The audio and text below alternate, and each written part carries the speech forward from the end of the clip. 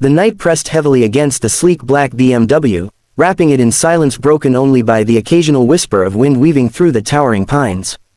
Catherine Lewis sat stiffly behind the wheel, glaring at the glowing dashboard where the engine light had blinked before her car gave a final shudder and went dead. She twisted the key again and again, her diamond-studded bracelet catching faint moonlight as if mocking her frustration. Nothing. The engine wouldn't even cough. She leaned back, exhaling sharply. This wasn't supposed to happen, not to her, not in this car. The BMW was barely 2 years old, a luxury machine she'd chosen specifically because it was supposed to be reliable. Her life had always been about avoiding inconvenience, private drivers, personal assistants, and exclusive memberships that kept her safe from the chaos of everyday life. But now, in the middle of a dark mountain road, her fortune meant nothing. Catherine pulled out her phone, hoping to call for roadside assistance. The glowing screen displayed a message that made her stomach sink: no service. She lifted the phone higher, even stepped out of the car briefly, her designer heels sinking into the gravel shoulder. Still nothing. A cold gust rushed down the mountain, biting through her silk evening dress and sending a shiver up her spine. She quickly retreated inside, locking the doors with a sharp press of the button. She tried to reason with herself. This was just an inconvenience. Someone else would drive by eventually. But the minutes ticked by, stretching into nearly an hour, and not a single pair of headlights pierced the darkness. The road was lonelier than she remembered when she'd chosen this route to avoid city traffic. Now, she cursed her decision. The silence outside pressed on her ears, amplifying every little sound, the crunch of unseen animals in the underbrush, the eerie creak of tree limbs swaying overhead. Her confidence began to fray. She was used to being in control, commanding boardrooms and negotiating million-dollar contracts. Yet here, stripped of her power, she felt exposed, vulnerable in a way she hadn't since childhood. She gripped her leather handbag tightly, as if the weight of it could somehow protect her. She thought about her life, about how insulated she had become. Friends were more like business contacts, her relationships shallow, her evenings filled with events that glittered but meant nothing. Here, sitting in the cold shadow of the mountains, none of that mattered. The BMW, her status symbol, was nothing but a useless hunk of metal. Then, just as she began to fear she would spend the night in the car, a faint glow appeared in her rearview mirror. Two beams of light emerged from around the bend, slowly growing brighter as an engine's low rumble approached. Catherine's heart leapt, pounding against her ribs. Relief was her first instinct, but quickly, fear followed. Who would be driving up here at this hour? She tensed, her manicured fingers hovering over the lock button, ready to bolt if needed. The vehicle pulled closer, revealing itself as an old, rusted pickup truck. The contrast was almost comical, her polished, luxury BMW beside this weathered machine that looked as though it had survived decades of hard use. The truck slowed, its headlights washing over her car before it came to a stop behind her. Catherine's breath caught as the driver's door opened. A tall man climbed out, his boots crunching on gravel. He moved with the steady, unhurried confidence of someone who belonged to the mountain night. His face was shadowed beneath the brim of a worn cap, but when he raised one hand in greeting, she saw it, rough, calloused, and steady. Her pulse quickened. In this moment, she didn't know whether to feel safe, or more afraid than ever. Car trouble? The man asked, his voice deep but calm, carrying the steady tone of someone who wasn't surprised by broken machines or stranded strangers. His words cut through the silence, grounding Catherine for a moment. She hesitated, her instinct screaming caution. With a slow press of the button, she rolled her window down just a crack. "It won't start," she said, her tone clipped, sharp, a shield made of confidence. The man nodded, not offended. He crouched to glance under the BMW, his movements careful and deliberate. "Sounds like your alternator gave out. That's why your lights dimmed before the engine cut." He stood again, dusting his hands. "I can give you a lift into town, or I can try to patch it enough to get you going." Catherine studied him through narrowed eyes. He looked nothing like the men she usually dealt with at corporate dinners or exclusive clubs. His jacket was worn, his boots scuffed, and his hands bore the marks of someone who worked with them every day.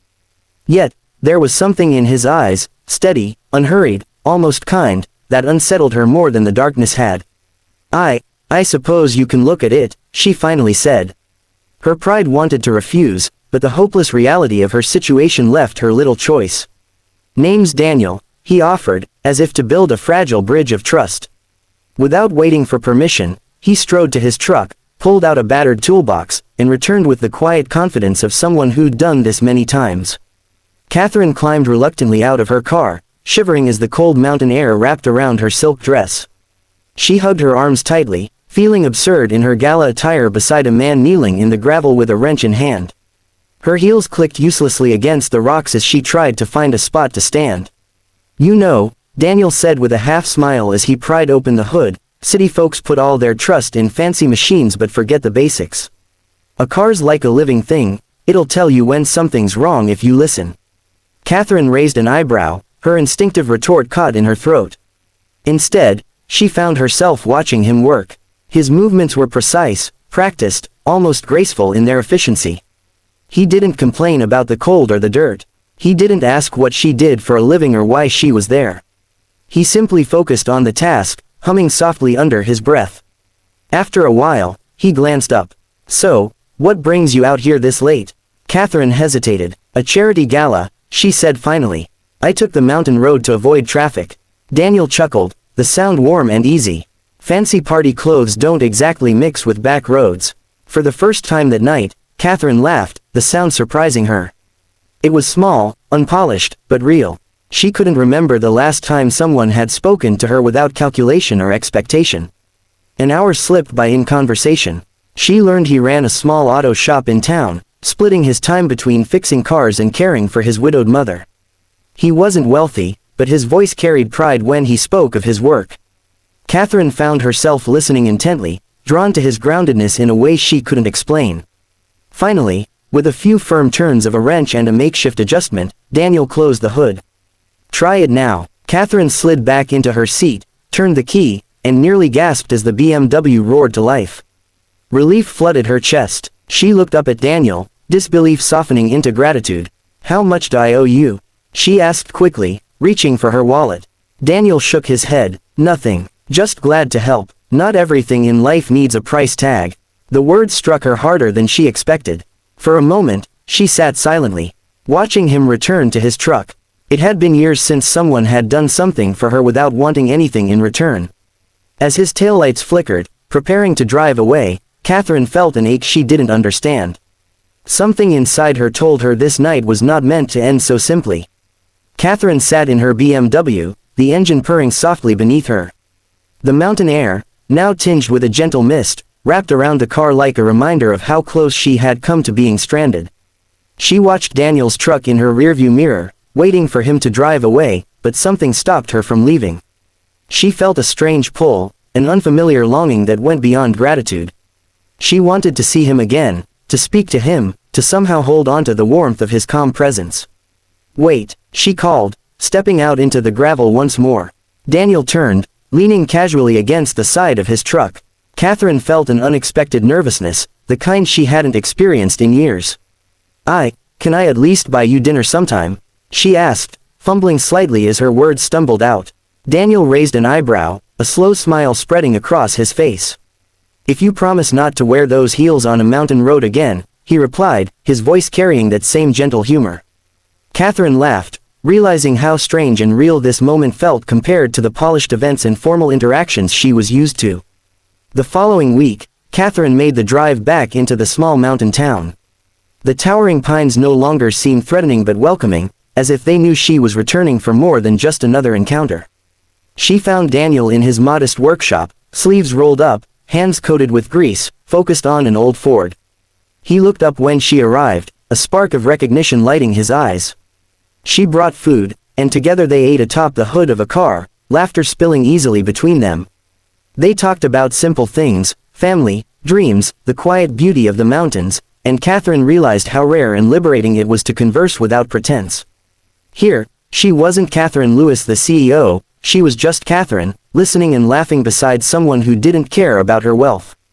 Days turned into weeks, weeks into months, and what began as gratitude grew into a deep connection neither had anticipated.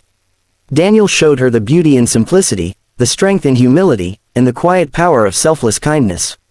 Catherine, in turn, shared her world carefully, helping him improve his workshop, offering resources he had never imagined without altering the man he was. One evening, As the sun dipped behind the mountains, painting the sky in shades of gold and pink, Catherine realized how profoundly her life had shifted. She had once measured her worth by wealth, influence, and power, but in Daniel's presence, she discovered another measure: connection, trust, and mutual respect. The road that had once terrified her now symbolized a journey she had never expected but was grateful to take. Evenings in the mountains became their routine. They explored trails, fixed cars, shared stories, and sometimes just sat in silence, the kind that didn't need filling. Catherine found herself slower to judge, more patient, and strangely freer. She had discovered that some of the most valuable things in life, trust, kindness, companionship, couldn't be bought, only experienced. The night her BMW broke down had seemed like a disaster at the time, but now Catherine understood it was fate gently guiding her to something more meaningful. Her luxury and power had given her comfort, but it was Daniel's kindness, his humility, and his simple way of life that gave her heart. The mountain road no longer felt like a place of fear. It had become a path of possibility, a reminder that sometimes, being broken down was exactly what was needed to find the right road again. And in that quiet, misty town, Catherine discovered that true richness wasn't in her bank account, it was in the unexpected generosity of strangers who could change everything.